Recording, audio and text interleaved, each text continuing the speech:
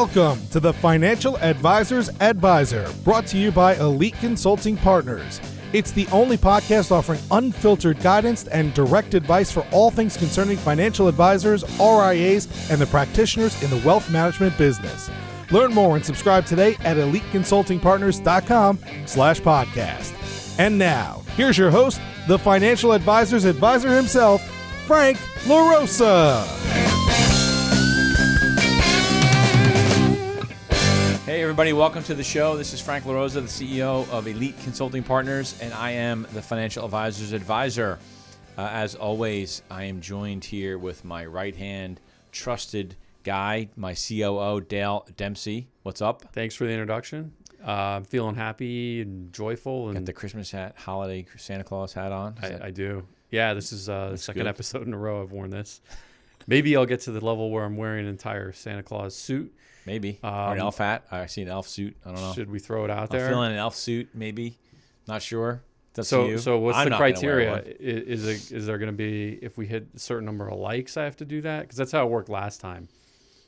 If we get 500 downloads of this episode, for the next episode, you'll wear a full-on Santa suit with the belly and everything. Okay, but you track those metrics, so yeah, whatever. Okay, so hang on, is that a stretch goal, or is that depends on? It depends. I'll let you know. Maybe it's a stretch goal, but I'll let you know. All right, so that was a little bit. For some reason, I'm feeling like we're going to hit that goal. We'll see. There's a little bit. You better buy that costume. Working on the business. Yeah, you'd be working on the business. One. So that was okay. That was like a weak segue, but that's okay. But that's the topic. Yeah, the topic today is we're going to really be talking about working on the business. But before we get into that, welcome to the show, everybody. If you're new to the show, we appreciate you coming on board. Don't forget to subscribe to us. Check out my IG page, franklarosa.elite, or the company page is Elite Consulting Partners. Our website, eliteconsultingpartners.com. You can make sure you subscribe. Hopefully at the end of the show, you'll like what we have to say. Go back and listen to some other episodes. We have some great content on there. We try to make these things as actionable as possible. We try not to make these sort of an advertisement for anything. Really, we want you to be able to stop listening to the show when you get to work and go into your team and say, man, you know what? I just got a great idea from these guys. We should implement this, or that. So we appreciate everybody coming to the show. The feedback that we get is phenomenal. We really appreciate the audience. Just really sending us some email suggestions, thoughts and comments are super. Thanks for everybody encouraging us to do this. Totally. Yeah, it's been great. Yeah, this is definitely one of these things where getting comfortable with being uncomfortable has been a challenge for me, particularly. You can wear a banana suit or penguin suit whenever you want. I'm sweating right now. I'm comfortable. You're comfortable, so get comfortable with being uncomfortable. Yeah. So we wanted to talk today as, again, a follow-up and really making sure that everybody focuses. We wanted to talk today about the importance of, in the month of December, not sort of slowing down and taking your foot off the gas, thinking you had a great year. Maybe you hit your hurdles, and you hit your different benchmarks for a new payout, and so I'm going to take some time off. It's the opposite of what you should be doing. On our last episode, we talked about some of the holiday things and sort of the client event stuff and gifts and those types of marketing that you should be doing. Today, I think it's really important, whether you are doing a review with your manager or not. I think there are some good managers out there. A lot of them are buddies of mine, work for different firms, that make it a point to meet with their advisors at least at minimum annually, if not semi-annually, and really talk about their wins and losses, their successes and failures or hurdles. I don't really call them failures, right? Because if you learn from something, it's not really a failure. It's just a delayed winning, right? That's what I call it, delayed winning. It's a good way to look at it. Right. But so forget about if your manager doesn't do that. You should be working. This is what I call working on the business, almost like looking at your business from 10,000 feet and basically slicing it up and being really real with yourself and your team. And so the way I tend to do that is, sort of when everyone's gone, it should be quiet. It should be after hours. Someone once told me 9 to 5 is when you pay the bills, and 6 to 10 is when you build the empire. Or the Rebel base if you're a Star Wars fan. That's true, or the Rebel base. Right. Star Wars is coming up. I got tickets, so I got Saturday and Sunday. So not that I'm a Star Wars freak, but want to make sure we got in. Looks like a good movie. Yeah. We'll see. It looks like I think so. I think any Star Wars movie is a good movie. So you'll be going to the 11 o'clock showing, the 11 p.m. showing? Because you're building the empire. I'm not out that late. I can't handle that anymore. So I went to the Madonna concert the other night, and we didn't get home till 2 o'clock in the morning. I was shot for the. It was definitely worth it. She's awesome. But that's interesting. That's a good segue, and that wasn't planned. She is someone that I found out that she works on the business all the time. Right. She is constantly, from what I was told by some people that I met there, constantly looking at the venue and the performance and things that she did well from the previous performance and what can she do better in the next performance. And she's counting the steps that she's walking up in her mind, and literally like the little what we thought was impromptu stuff was all staged out. But it was. It's not a Madonna pitch, but it's making the fan experience. The fan really, experience really was incredible, and that's really why she's an icon. Which not that I'm a big sort of like Madonna fan, but I am a fan of someone that works that hard to make their practice, their business that good. I admire her. So the point is at this time of the year, everybody should be working on their business. If you haven't done this in the past and you don't have a business plan and goals, you can still review what you did for 2019, right? You should go look back to January, figure out where you were with your assets, with your revenue numbers, if you're running portfolios, right, with your portfolio measures. Are you adding alpha or not adding alpha? Could you be trading better? Do you have too many positions in your portfolios? Can you tweak that down? All those little things you can be looking at on where you started in January and where you are going to end up in December. You should be looking at your technology. Are you using technology efficiently? I know you talk about this a lot with our staff. We use Salesforce for our CRM system, and there's some of us in here that don't use it as effectively as we should, myself included, maybe, admittedly. Same here. And so you should be doing the same thing with you and your team. If you're not using it efficiently, why not? Right? What are the things? Are you just going too fast? You're not paying attention? Those are really important things to look at. So what's the difference? You got me thinking here about this now. You're constantly working on the business and looking at it from a higher level. Mm-hmm. Is there any difference doing that now around this time of the year in December versus what you're doing throughout the year? Is that bringing the team in more? Because that does happen with reviews and that sort of thing. Well, I think that if you haven't done it before, this is the start of what you're going to do on a regular basis. I'll say on a quarterly or a minimum semi-annual basis. Right? So you should get into June and July if you set up goals, right? Because the next piece of this is not just the review what you've done, but then it's okay. Now let's plan out what we want to accomplish for 2020, right? And beyond, so 5 years beyond and 10 years beyond. That sort of question that I say the old question, but the question I ask is, what do you want to be when you grow up, right? So what does your business look like 5 and 10 years from now? And how are you going to get there? And so once you have that plan in place, you should be reviewing it, whether it's quarterly, depending on the goals. Certain goals can be reviewed quarterly. Other goals can be reviewed semi-annually, right? So you're still essentially reviewing everything quarterly, but certain bigger goals. Things that might even be harder to measure. Yeah, things that are harder to measure. Yeah. You can easily measure your CRM effectiveness on a quarterly basis, right? You can easily measure performance of your support staff on a quarterly basis. Right. But maybe like acquisition is a longer recruiting period of time. Exactly. Recruiting. You may have a target group of high net worth clients that you are targeting going after, right? Well, that may take a long time. So, you're looking at that semi-annually. Did you bring any of those target? So in hunting, we call that a hit list, right? did you get any of those hit list clients of yours in the first half of the year or not? And if you didn't, why not? Right? Look at why you didn't do that. But the point is, you need to start doing this so you can measure your You success. have to have a baseline. Yeah. So you have to be doing this right now.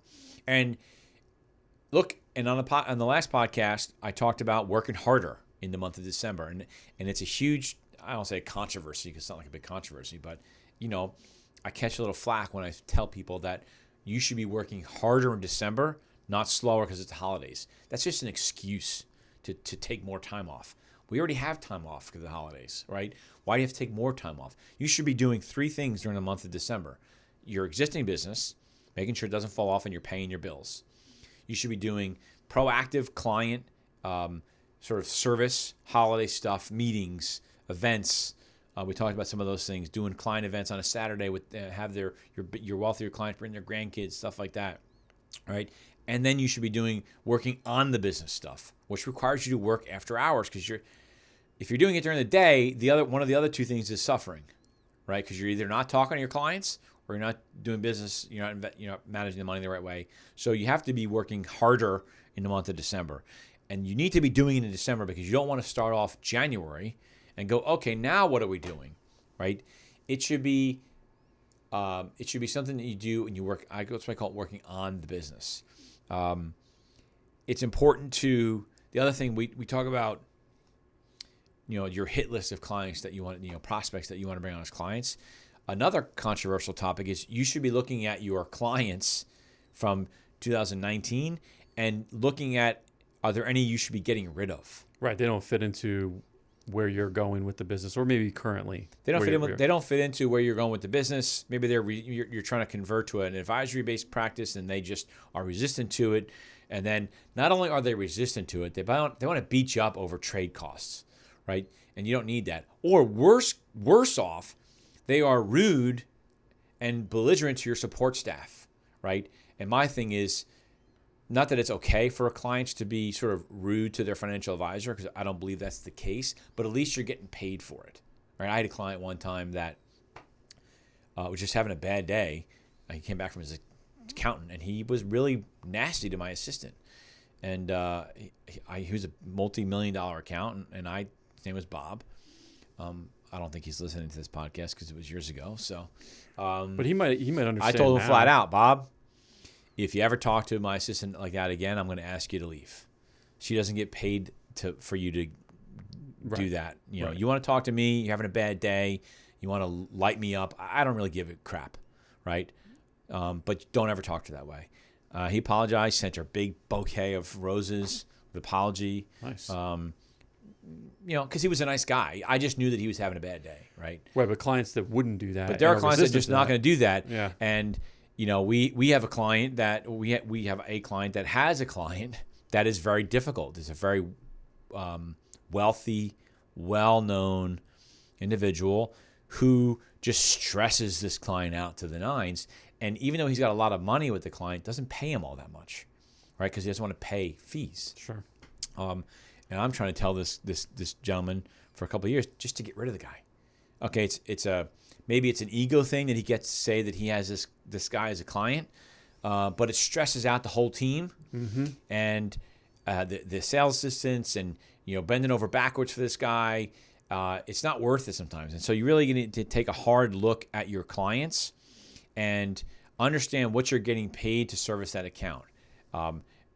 What you're getting paid, not just you, but what is your practice bringing in, and what's the cost to having that client on board. So you need to look at that in terms of getting rid of those clients. I just think that you have to figure out.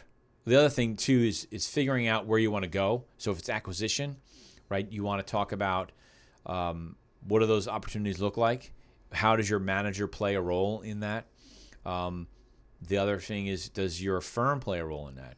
There's a lot of times where I think there's a lot of our clients right now that are sitting down. We actually get a lot of calls this time of the year from advisors, RIAs, practitioners that sat down with their team and they're thinking about moving firms because they don't feel like the current firm is the right fit going forward. And they want to explore those options. So you should be doing that. I'm not saying you should leave your firm right this second. If you are interested, call us. You can call Dale 856-316-4653. Or you can call me at 4651. I beat you to the punch. But you should be looking at the firm to make sure, just like your client, you're doing annual reviews with your clients, you should be doing an annual review about your firm to make sure that you are at the right firm to service your clients. It's important. A lot of people they think, well, I shouldn't be looking at my firm because I'm not leaving. I understand that, but you should still understand what you're getting. You should also be looking at your manager, and how are they helping you, he or she helping you with your business. So, yeah, I was thinking about this before too. So, forget being an advisor for a second. When you were a manager, Mm-hmm. what were some advisors doing that impressed you around that time? Or like, did you have really good interviews with them? Or what were the sort of things that were going on? Did you ever recognize one of them was interviewing you? Yes. So that's a great question. And I've run the gamut. I've had advisors that really didn't care. We'd meet. I'd have scheduled meetings, and so we would meet and really just talk in generalities. They didn't really have a plan in place. Didn't really care to have a plan in place, and that was fine. I'm not going to make them, but I can tell you that I didn't pay as much attention to them during the course of the year, because if they didn't feel like having a plan in place was important to them, then why should I spend all my time and effort in helping them grow their business if they didn't really care? On the flip side, I've had a couple of clients, advisors that were advisors of mine, really take it to another level. And not only did they have a plan in place, they had a whole presentation that they put together. Wow. Of course, they were asking me for money, but that's okay, because they came prepared. Here's where they were. Here were their goals. Here's where they want to go. Here's how much it's going to cost. And hey, can you help us with that? And I can tell you that I had no problem doing that, because I looked at it as an investment in them. They were willing to put, and they put some effort into their plan.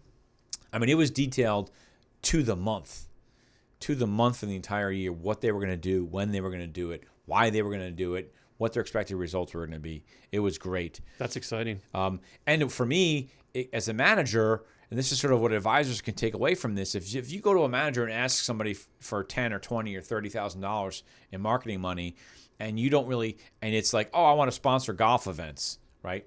That's the worst thing to do. But if you go with specific plans about events and client seminars and different things, right, you're going to get a lot more buy-in, because as a manager, I was able to hold them accountable to what was going on. Right. Right.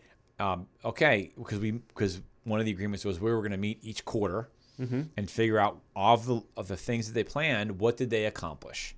Right. Meaning, what events did they do? What did it cost? Was there more or less money necessary? But for me, we were able to, we treated each other as partners. And that was really something great. It takes a lot of work. And again, it's these things that it's going to take time out of your sort of, I don't say daily life, but out of your evenings or your weekends, because you should be doing this when it's quiet. So you can immerse yourself in and get full buy-in, right, personally, right, to set these things up, because you're gonna have to, like you said, it's just when you have these conversations, it's just a different person you're setting those measurables with. It's just, but you're doing the same thing. You're measuring yourself, and then you're having someone else keep you accountable. Right. The other thing, which you say buy-in, which is really important, and I would be remiss if I didn't mention this, is you should be reviewing all of this information with everybody on your team. If you have an intern, they should know what's going on, so that everybody on your team knows what you accomplished last year, what were the weak points, right? What were the delayed winning opportunities, and where are you going with this thing next year? Which also includes, and we talked about this on a previous episode, core values. If you don't have core values in your practice, this is when you should be rolling those things out. It takes time, so you better start doing that. but everybody should be on that page so that when you're working hard and you're trying to go after things and you're talking about our goals and all, they know what you're talking about, right? Otherwise, they're just sort of zombies, just sort of being reactive to stuff. You want your team, right down to the interns, to be proactive in helping you accomplish and hit your goals. And again, sounds controversial, but if you're of that ilk that it's December and I'm going to slow down, don't expect to crush your goals. That was the other thing we talked about too, right? If you are hitting your goals, so let's pretend you're hitting your goals. You're awesome and you're hitting your goals. I would contend that your goals are too low. Oh, right. It wasn't a realistic goal. You should probably readjust your goal. You need not within probably, that moment. You need to readjust your goals, if right? you crushed it, you're because what do you learn? goal. When I used to coach youth football, and the kids would love like blowing out some team, and I used to say, guys, that's not any fun. You don't learn anything, right, from blowing out some team. You don't learn anything from setting goals too low, right? Your business doesn't advance exponentially by setting goals too low. If you're a solid producer and you've built a great business, be aggressive. So set a high goal, and then what I call a stretch goal. Set a stretch goal. Something that is like, man, we'll probably never hit that, but F it. Let's put it in there and let's work towards it. What's the worst scenario that happens? You don't hit that goal, you hit your high goal. That's still probably pretty good. Right. But then this is an effort to look back and say to yourself, am I working to my maximum capacity? Right. And there are things I can do. Are these goals unrealistic?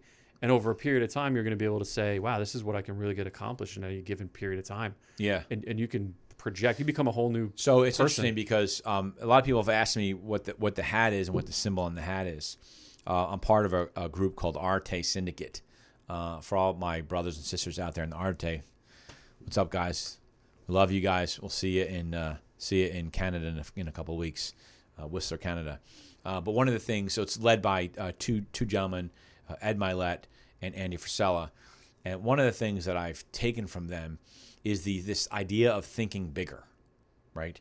And I think that's a huge issue, especially within financial services. I don't think advisors think big enough, right? So we'll talk to an advisor that has a great business and they're doing $2 or $3 million. And I'll ask them, well, where do you want to take this thing? And they're like, well, if we go from like 3 to 6, that'd be awesome, right? That's not big enough, right?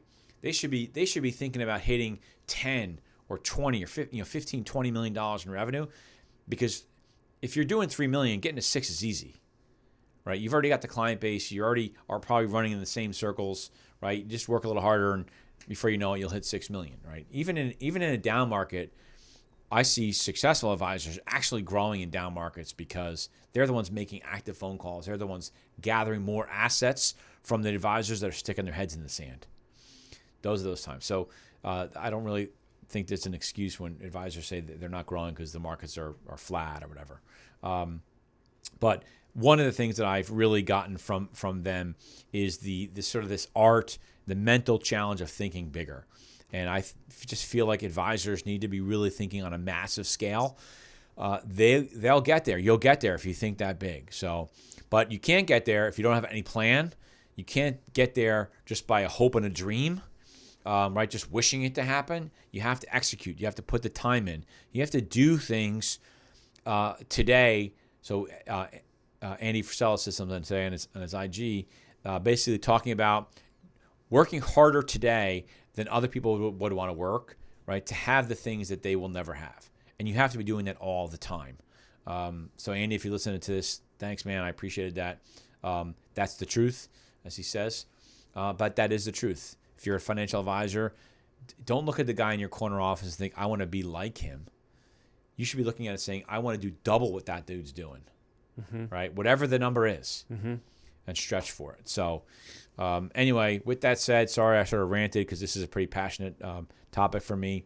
I get very frustrated when people feel like they can slack off during the month of December. But thanks again. Don't forget to go to iTunes, Spotify, wherever else, I don't know what other platforms they have. Go to the internet. Go to the internet, right? Yeah. Go to the go on the net, right? That movie, The Intern. Get your CD-ROM out. On the line. and Go load us on the in. line. Yeah. That was funny. Smash that like button. Leave us great comments on iTunes. Refer your friends to it. We don't ask for anything. We don't advertise on this show. We don't really have firms coming on here pitching their stories. So the only thing we ask for listeners is share our podcast for people, especially if you have friends that are in a world where they don't have any great leadership or guidance or no manager. As a former manager, I try to bring some things to the table here that I used when I was a manager and complex director. So we appreciate it. Have a happy holiday. We'll try to get at least one or two more of these out before the end of the year. Subscribe, come back. Thanks a lot. We love everybody. Take care. Thanks for listening to the Financial Advisors Advisor podcast with Frank LaRosa. If you're looking for more advice or solutions on any topics in the financial services industry, or you just want to subscribe to our podcast, head on over to eliteconsultingpartners.com/podcast.